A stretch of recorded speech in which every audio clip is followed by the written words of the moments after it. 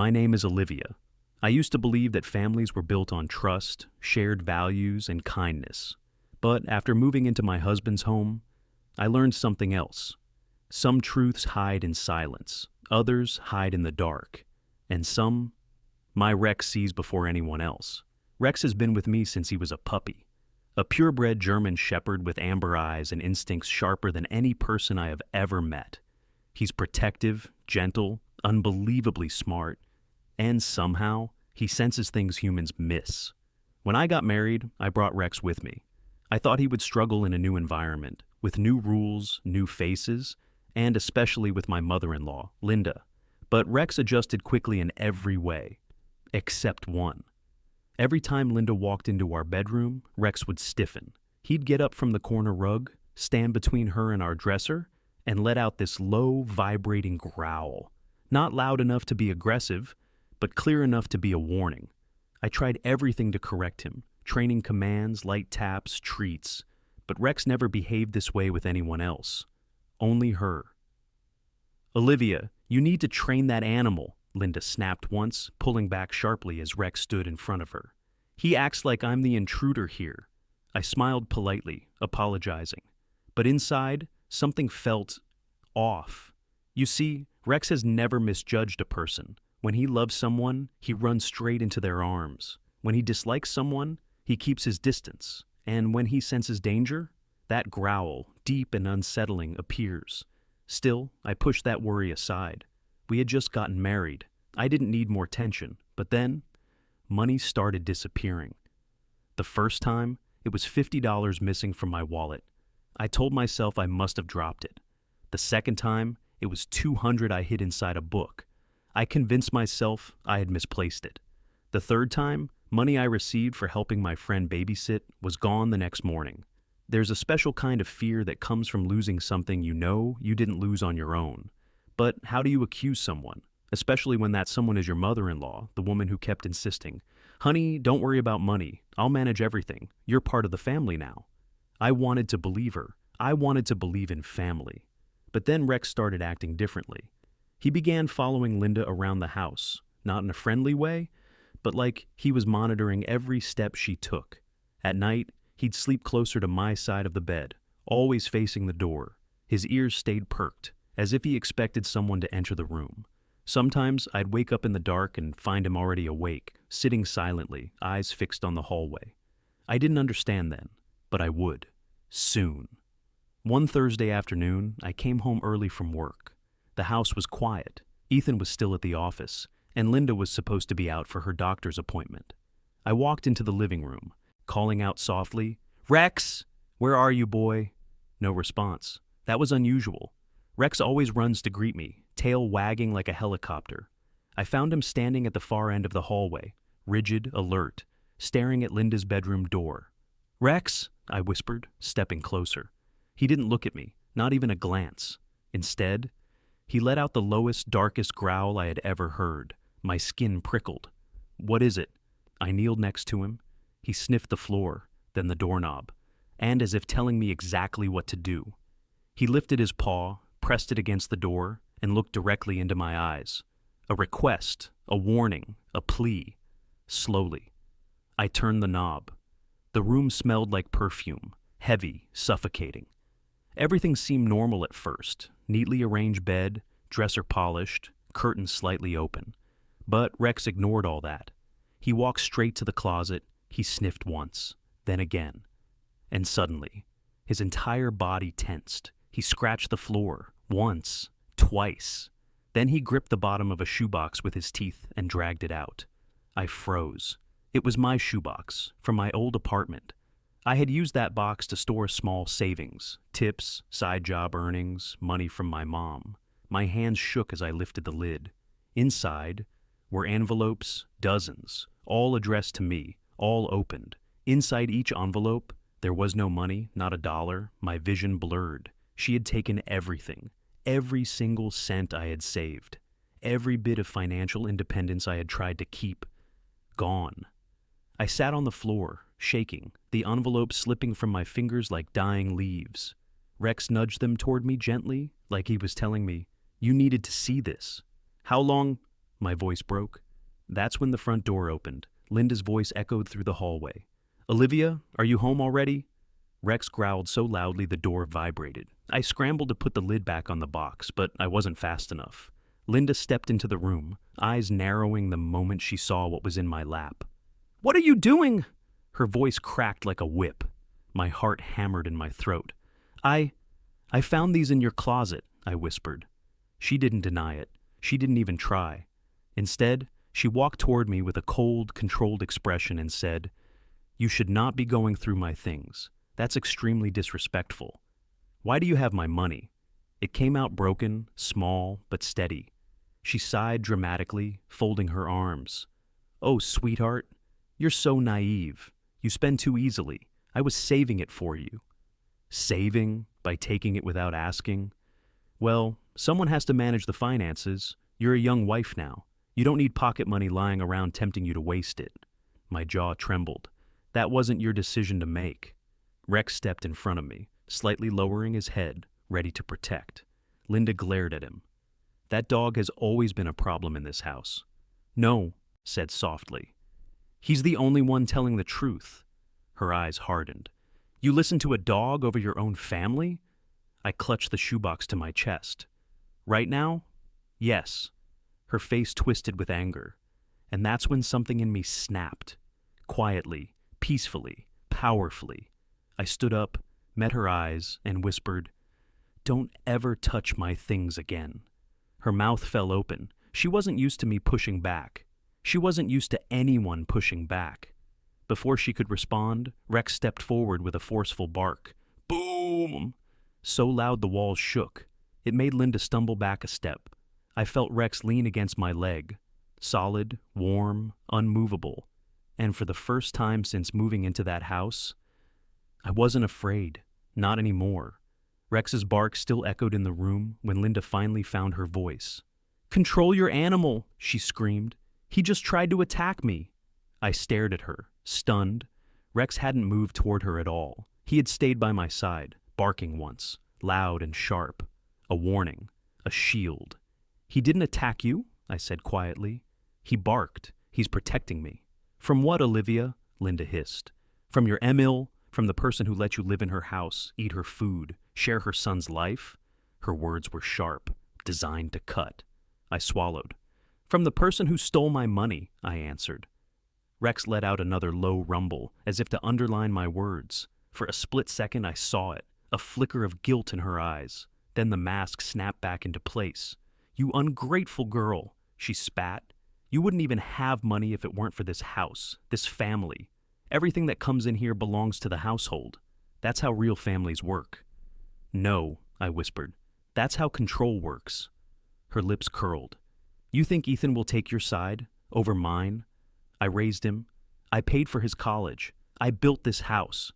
You've been here for, 18 months? You're temporary. The word hit me like a slap. Temporary.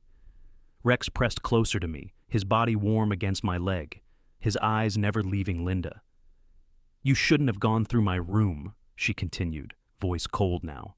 If you put those envelopes back where you found them and forget whatever silly ideas you've got in your head, we can go back to normal. Normal? How many times had I told myself that word and swallowed my doubts? Rex huffed, almost like he was disgusted. I straightened my spine. I'm not putting them back, I said. They're mine. I'm taking them.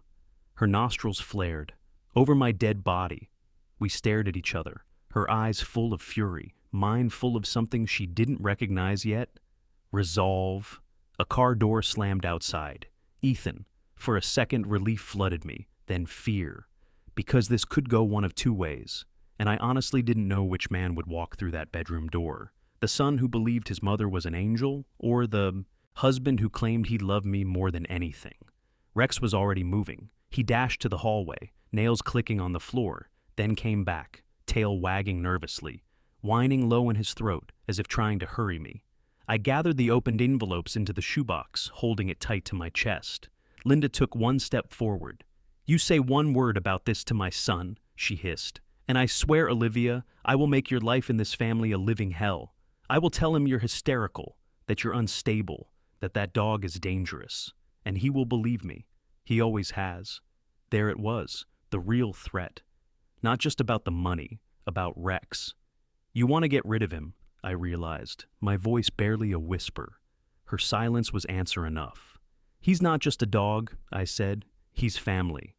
Her smile was icy. Not for long. The conversation in the living room felt like walking into a courtroom where the judge was already biased. Ethan sat on the couch, shoulders stiff, hands locked together. Linda sat opposite him, eyes red like she'd been crying, a tissue clutched dramatically in her hand.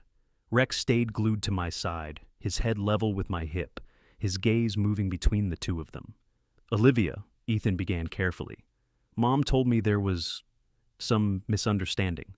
I almost laughed. Misunderstanding. She's accusing me of stealing from her, Linda broke in, voice trembling. After everything I've done for this family, after I let her bring that animal into this house, even though I never wanted a dog here in the first place. Rex's ear twitched. I took a breath. I found my envelopes in her closet, Ethan. Opened, empty. These... I placed the shoebox on the coffee table, were all the savings, gifts, and cash I had kept since I moved in. They're all gone. Ethan looked from me, to the envelopes, to his mother. Mom, he asked quietly, did you take them? Linda let out a broken sound, somewhere between a sob and a laugh. I handled them, she said. For the family. She's young. She doesn't understand that marriage means everything is shared. I didn't steal anything, Ethan. I just moved her money into safer places. I was going to use it to help pay the mortgage, the bills, your car insurance. We are one household. Why is she talking like we're strangers? Her tears slipped down her cheeks at perfect moments. If I hadn't seen that shoebox myself, I might have believed her. But Rex didn't. He stood there, watching her with a hard, steady gaze. Did you tell me, Ethan asked slowly, that you took her money to help with bills? Linda hesitated. I shouldn't have had to, she replied. You two live here rent-free. I make the payments. I buy the groceries. I handle everything. You both freely give me your checks every month without question. Why should hers be any different? Ethan's jaw tensed. That's not what this is about, I said quietly. This is about consent. Nobody asked me. Nobody told me. It was my money, my mother's gift, my salary. And it was hidden in your closet, Linda, not in a family safe, in a shoebox, under your clothes. The room went very still. Ethan rubbed his forehead. Mom, is that true? He asked. For a moment I saw it again, the crack in her performance. She looked at Rex, at the shoebox, at me. Then she sniffed loudly, straightened her back, and said, You're really going to take her side because of a dog and some envelopes, after all I've sacrificed? I raised you alone after your father died. I worked 2 jobs. I held this family together. And now this girl, who barely knows how the world works, comes in and accuses me? She's turning you against me. Rex let out a sharp, angry bark. It startled all 3 of us. He moved closer to Ethan now, sat down deliberately at his feet, and stared straight up into his face. Ethan looked down at him, then at me, then at his mother. Rex whined softly. It sounded almost like he was begging Ethan to see clearly. Mom, Ethan said finally, his voice lower now. I love you. You know that. But you can't take Olivia's money without telling her. That's not right. You should have talked to us. She's exaggerating, Linda said quickly. She probably spent it and forgot. Or maybe she dropped it somewhere. Young girls these days. Mom, Ethan's voice cut through. The envelopes with her name on them were in your closet. That's not an accident. Her face hardened. So, you're accusing me too now? I'm saying, this isn't okay. Silence, heavy, fragile. Then she narrowed her eyes. It's that dog, she said suddenly. Ever since he came here, everything has gone wrong. I told you not to let her bring him. He's aggressive. He barks at me. He makes the whole house feel tense. He's ruining our peace. No, Mom, Ethan replied. Rex isn't the problem. Yes, he is, she said sharply. He stood in front of me today like he wanted to attack. He's dangerous. If you two want to stay in this house, that dog goes. You choose, your mother or that dog. The air left my lungs in one painful rush. There it was, the line in the sand. Ethan's hands clenched. Mom, that's not fair, he said. You know how much Rex means to Olivia? He's family. Linda scoffed. Family? He's an animal. I am your mother. I'm the one who gave you life. I'm the one who pays the mortgage for this roof over your head. If she loves that dog so much, she can move out with him and see how far she gets without our help. Every word was a weapon. Rex pressed closer to my leg, but didn't make a sound now. He just watched. Ethan looked at me, really looked at me, for the first time in a long while, saw the way my fingers shook, saw the tears I was fighting, saw the dog standing guard like a soldier in our living room. He took a slow breath and asked, almost to himself, when did this house start feeling like a prison? Linda's expression shuddered. What did you say? Ethan straightened. Mom, we're grateful for everything you've done, truly. But you can't control us like this. You can't threaten to take away our home, our stability, or Olivia's dog whenever you don't get your way. That's not love. That's control. Her jaw dropped. How dare you speak to me like that? After all We're moving out, he said. The words dropped like stones. Rex's ears perked. Linda went pale. What? We're moving out, Ethan repeated. It might not be tomorrow. It might not be next week. But I am going to find us a place. Just me, Olivia, and Rex. And from now on, our finances stay with us. If we help with bills, it will be because we choose to. Not because you take without asking. Her hand trembled, then her face twisted. You're throwing me away for them, she whispered. For her, for that dog. No, Ethan said softly. I'm choosing to be a husband. I should have done it earlier. Rex stood, stepped forward, and rested his head gently on Ethan's knee. It broke something in me, in a good way. For the first time, I saw my husband stand between me and his mother, not the other way around. And Rex? Rex had guided us here. The next few days were a blur of tension. Linda didn't speak to me unless it was absolutely necessary. Doors closed louder than usual, drawers slammed, cabinets banged. The silent war had begun. But something had shifted. Every time she walked into a room, Rex would stand between us. Not growling now, just there, present. A living, breathing reminder that I wasn't alone. At night, Ethan and I lay awake, whispering about apartment listings, budgets, neighborhoods. I should have cut the cord sooner, he said one evening, staring at the ceiling. I didn't realize how much she was controlling everything. I just thought I was helping. She built her whole life around you, I said. Letting go is hard. So she steals from my wife? I had no answer for that. Rex sighed and repositioned himself, dropping his head across my ankles. The weight was comforting.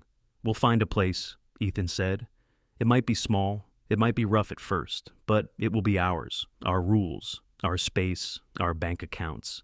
And Rex, I added. And Rex, he agreed, smiling softly in the dark. But Linda wasn't going to let go that easily, and Rex knew it, long before we did. The quieter the house became, the louder the danger grew. Linda stopped yelling, stopped blaming, stopped arguing. And that terrified me more than anything, because silence is when people plan.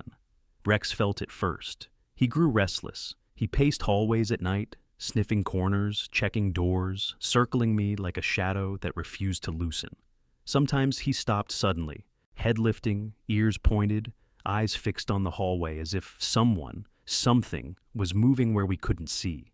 Rex, I whispered once, feeling my skin tighten. What is it? He didn't bark, didn't growl, just stood stone still, staring at the dark, waiting. That was when I realized Linda wasn't done. She was preparing, and Rex was bracing for whatever was coming. 3 days after Ethan confronted her, Linda softened, too suddenly. Olivia, she called out sweetly one afternoon, do you want some tea, dear? Rex immediately stood up, walking between us to block her path. Linda forced a smile. Still guarding you, huh? She said, voice sugary. Well, that's what dogs do. They sense emotions. Rex didn't move. I forced a polite tone. No thank you, Linda. I'm fine. Oh, nonsense, she insisted. You must be exhausted. Let me bring it to you. That was when Rex's entire back rose in a ridge. His fur bristled. He didn't growl, but his teeth showed just barely, the way he sometimes did at the vet. Linda's eyes chilled. I said I'll bring you tea, she repeated. No, I said more firmly. I don't want any. A flicker, quick, sharp, crossed her face. Annoyance, then frustration, then something colder. She walked away, slamming the cabinet louder than normal. Rex didn't sit down for almost 10 minutes. Why would she insist so hard? Why force it? Why now? Then it hit me. The tea wasn't kindness. It was a move, a test, a trap, or something worse. And Rex knew. That night, I told Ethan everything. How she softened, how she insisted, how Rex reacted. He sighed and pulled me close. Liv, she's hurt. She feels betrayed. Maybe she's trying to make peace. Peace doesn't come in a cup you force someone to drink, I whispered. He hesitated, then nodded slowly. You're right, something doesn't feel right. Rex lifted his head, watching us both, then stood and placed his paw on Ethan's knee, an act he rarely did. What are you telling me, buddy? Ethan murmured. Rex held his gaze. And for the first time, Ethan truly saw it. Rex was warning him too. The next morning, something changed. Linda's door stayed closed. No footsteps, no banging cabinets, no passive-aggressive humming, just silence. Rex refused to leave the bedroom. He lay near the door, eyes fixed on the hallway again, ears twitching at every sound. Around noon, Ethan knocked on his mother's door. Mom, you okay? No answer. We exchanged a look. Finally, Ethan turned the knob. It wasn't locked. Linda was sitting at her desk, back turned toward us, writing something furiously in a notebook. Mom? Ethan asked. She didn't turn around, didn't stop writing. Finally, she spoke, in a voice silkier than poison. Oh, don't mind me. I'm just making a list. What list? Ethan asked. A list of all the things she's done to tear this family apart. My stomach dropped. Rex growled. Slowly, Linda turned her chair toward us. Her eyes weren't angry anymore. They were calm, too calm. I've decided something, she said quietly.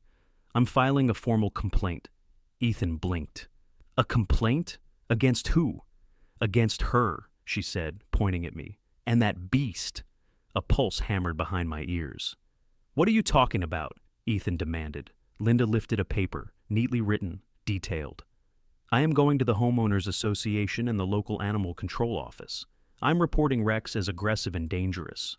I'm also informing them that Olivia has been emotionally unstable, disrespectful, and volatile. Her behavior worries me. I fear for this household's safety. What? Ethan's voice cracked. I couldn't breathe. Rex froze, muscles tight like cables. Linda continued calmly, like she was reciting a shopping list.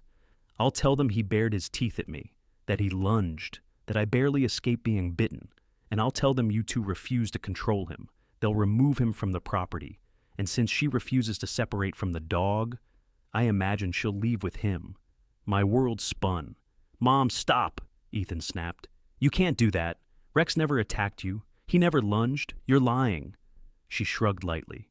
Who do you think they'll believe? A grieving widow, mother of a respected engineer, living in this neighborhood for 20 years? Or a girl who's been here 18 months and a dog who snarls at me?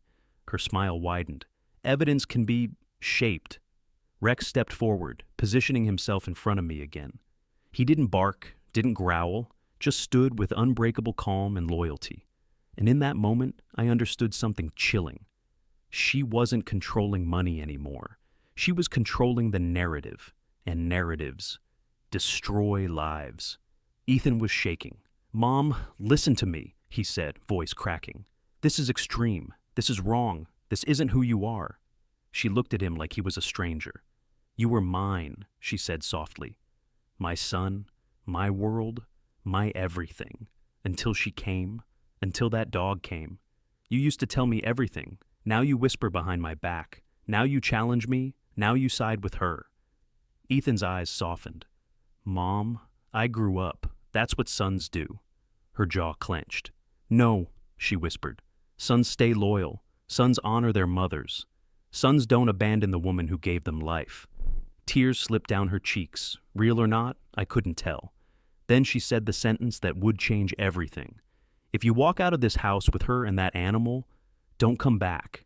Rex tensed. His ears twitched. His teeth showed. Quietly, a warning. Ethan took a deep breath. And then, his voice broke, but his words didn't tremble. Then I guess, This isn't our home anymore. Linda gasped, like the air had been punched out of her. You're choosing her? She cried. Over me! I'm choosing the family I'm building, he said softly. Not the one keeping me a child. Rex moved closer, touching Ethan's leg with his head, almost like saying, you did the right thing. But Linda wasn't done, not even close. Her voice hardened to steel. If you leave, she said coldly, you leave with nothing, no savings, no help, no inheritance. You'll struggle. You'll suffer. She'll drag you down. And that dog, she spat the word, won't save you. Ethan looked at Rex, then at me, then at his mother. Rex already did, he said quietly. We left her room, left her threats, left her list. But we didn't leave the danger, because Rex, who had been silent the whole confrontation, suddenly lifted his head. He sniffed the air, turned toward the hallway. Tense, alert, focused. What is it? I whispered. He walked toward the back entrance of the house, the one rarely used, the one Linda always kept locked, except now, it wasn't. The lock was scratched, bent, forced. Someone had tried to break in, but not recently. Rex led us to the laundry room corner, and there, behind the dryer, he nudged something out with his nose, a notebook, Linda's handwriting, inside, dates, times, observations, arguments recorded, moments twisted, things I said taken out of context. Every time Rex barked written as attack behavior, evidence, fabricated, calculated, prepared. This wasn't about money anymore. This was a full plan to remove me and Rex from Ethan's life, and Rex had just uncovered it. Again. When Rex dropped the notebook at Ethan's feet, my husband finally understood the full truth. This wasn't just a controlling mother. This was manipulation, delusion, possession, and Rex, our Rex, had been trying to expose it long before either of us were ready to see it. Ethan gripped the notebook, his jaw tightened. We're leaving tonight, he whispered. I swallowed. What about your mother? He took a shaky breath. I'll talk to her, one last time, but I'm not staying here another day. And Rex nudged my hand with his nose, as if promising, I won't let anything happen to you, not now, not ever. Ethan didn't wait. He grabbed the notebook, tucked it under his arm, and headed straight back down the hall. Rex walked beside him, shoulder brushing his leg, tail low, but steady. I followed, my heart pounding so hard I could feel it in my throat. Linda was still in her room, sitting at the desk, staring at the wall like she'd been carved out of stone. Mom, Ethan said quietly. She blinked, turned slowly, eyes rimmed red but dry now. If you're here to apologize, she said, I'll listen. I'm not here to apologize, he replied, her jaw clenched. He set the notebook down on the desk in front of her. What's this? She asked, though I could tell from the flicker in her gaze, she already knew. You tell me, Ethan said. You wrote it. Her fingers hovered over the cover. It's just notes for my therapist, for the HOA, for animal control. You two make me anxious. I have to document things. Ethan opened it to the middle, to a page where, in precise handwriting, Linda had written, AUG 14. Rex lunged toward me in the hallway, barely avoided a bite. Olivia laughed. Ethan ignored. It never happened. I remembered that day.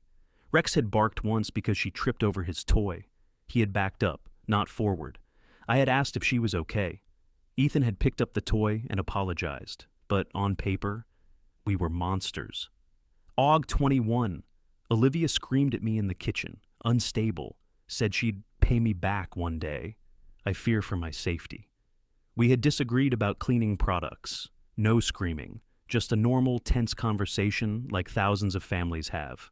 Sep 3, dog barred my path to the bedroom, growled, teeth exposed. I don't feel safe in my own home. Rex had stood in the doorway while she tried to enter our room unannounced. He didn't bare his teeth. He barely even made a noise. The exaggeration was masterful. Enough truth to look plausible. Enough distortion to poison everything. How long have you been writing this? Ethan asked. Linda stared at the page, then closed the notebook with a snap. Long enough? She said. To do what? He pressed. To protect myself, she answered. From her, from that dog, from the day you finally decide I'm no longer convenient. Convenient? Ethan repeated. Mom, you're my mother. This isn't about convenience. It's about boundaries, about respect. Respect? Her voice rose. You stand here accusing me, waving my own notes in my face, taking her side, her and that beast. And you dare talk about respect? Rex let out a low rumble, not at her volume, at her energy. He felt the shift before we did. I'm not waving anything, Ethan said, keeping his voice level. I'm showing you what you're planning to do. You weren't going to talk to us. You weren't going to ask us to leave. You were going to attack our reputation, call authorities, have Rex labeled dangerous, have Olivia labeled unstable. You weren't trying to protect yourself, Mom. You were trying to destroy us. Linda's face twisted, the calm mask cracking. I was trying to get my son back, she cried. You think I don't see it? Every time she whispers in your ear? Every time that dog stands between us like I'm some kind of threat? You used to come home and hug me first. You used to tell me everything.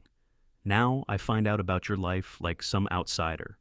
Do you know what that feels like? Yes, Ethan said softly.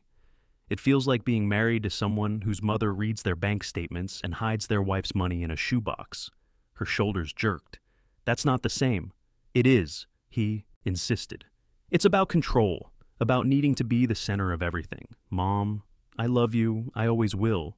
But this, he gestured around the room, at the notebook, the shoebox, the tension filling the air. This is not love, this is fear, and I can't live in it anymore. Silence swallowed the room. Rex stepped closer to me. I could feel his heartbeat against my leg. He was so still, so focused, that it felt like he was holding the whole moment in place. So that's it, Linda whispered. You're leaving. You're choosing them. I'm choosing myself, Ethan said. I'm choosing a life where I'm not treated like a child, where my wife isn't treated like an intruder, where our dog isn't treated like an enemy. And what happens when she leaves you? Linda demanded. What happens when that dog dies? You'll come crawling back and I'll be gone. You'll regret this. Ethan shook his head slowly. If that's how you see me, he said, then we're already gone. He reached for my hand. Come on, Liv. We turned to leave. Don't you dare walk away from me, Linda shouted, standing up so fast her chair toppled. You walk out that door, and I swear I'll... Her foot caught the edge of the chair. She stumbled. It happened fast. Too fast for human reflex. She pitched forward, arms flailing, head angled dangerously toward the sharp corner of the dresser. My breath seized, but Rex was already moving. He launched forward, powerful and precise, slamming his body sideways into her legs. The force changed her trajectory just enough. Instead of cracking her skull on the dresser corner, she crashed onto the bed. The impact knocked the air from her lungs, but she was alive, conscious, whole. Rex stood between her and the furniture, panting, eyes wide, tail still. He had just saved the woman who wanted to get rid of him. For a moment, no one spoke. Then Linda looked at him, really looked at him, for the first time since I'd moved in. She saw his chest heaving, saw the line between where he'd chosen to push, not knock her down, saw the bruise already forming on his own shoulder from the collision with the bed frame. You, she whispered. Rex lowered his head slightly, not submissive, not angry, just there, present. The same dog she'd written dangerous next to in her notebook had just prevented her from serious harm.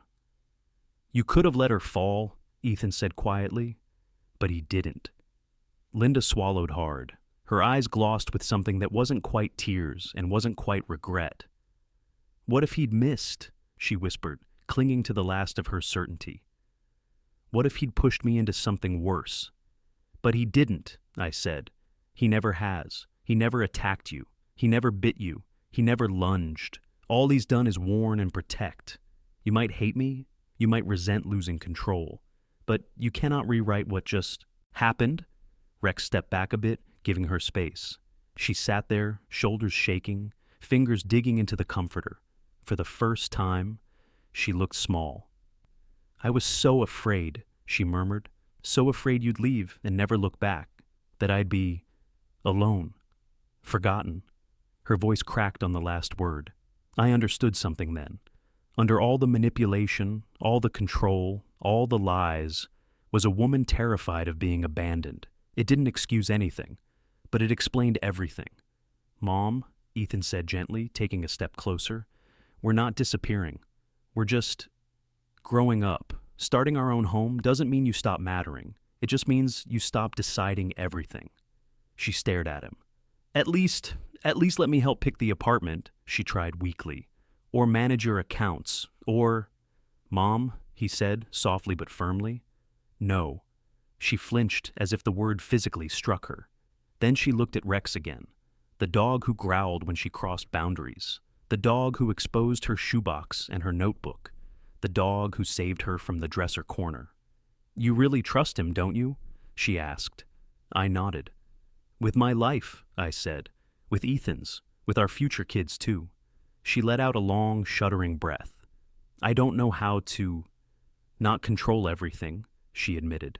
"It's all I've done since your father died. If I stopped, everything felt like it would fall apart." "And now?" I asked gently. She looked around the room, at the mess, the emotional wreckage, the evidence of her fear written in ink. "Looks like it fell apart anyway," she said. Rex walked closer, this time slowly, deliberately. He stopped a safe distance from the bed and sat down, tilting his head. Linda stared at him.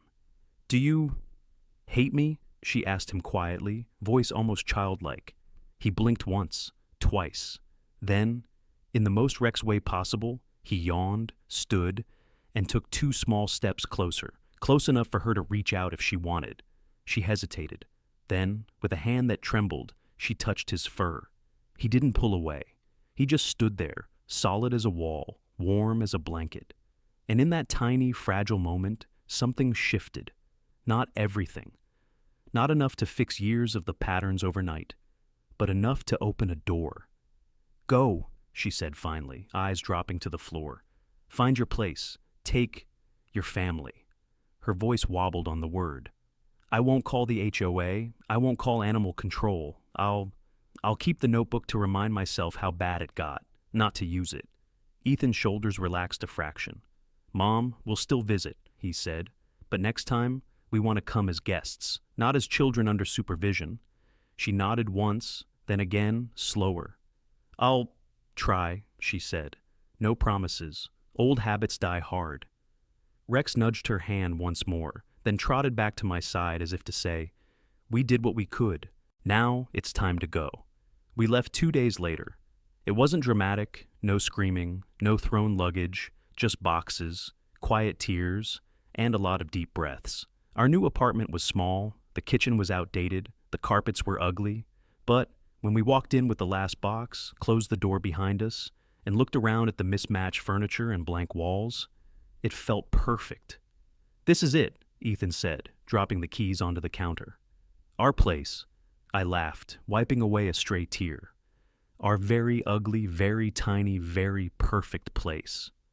Rex trotted in, sniffing every corner, tail wagging wide. He inspected the bedroom, the bathroom, the living room, then came back to us, barking once, bright and happy. I knelt and buried my hands in his fur. "We did it, boy," I whispered. "We're free." Ethan crouched beside us, wrapping an arm around my shoulders, another around Rex's neck. "I'm sorry it took so long," he said. "To see it, to believe you, to believe him." I shook my head. "You got there," I said. "That's what matters." Rex sighed contentedly and flopped onto his side, legs stretched out like he owned the entire living room. Maybe he did. Maybe he always had. A week later, a small bouquet of flowers arrived at our door. No note. Just a familiar handwriting on the delivery slip. For Olivia and Ethan. And Rex. L. I smiled a little. Healing wasn't guaranteed. There would be backslides, old habits, awkward visits. But we had something now we didn't have before. A home we chose. A marriage we protected. And a dog who had seen through all the lies and never once abandoned us. That night, as I lay in bed, Rex sprawled across my feet. I whispered into the dark, "Thank you for growling when I was too afraid to speak. Thank you for standing between me and what wanted to control me. Thank you for showing us the truth, even when it hurt." He didn't answer, of course. He just wagged his tail once, twice, in his sleep. But I knew. Some heroes wear capes, others wear badges. Mine has 4 paws, a wet nose, and amber eyes that see right through people. His name is Rex. And he doesn't just protect our home, he protects the truth.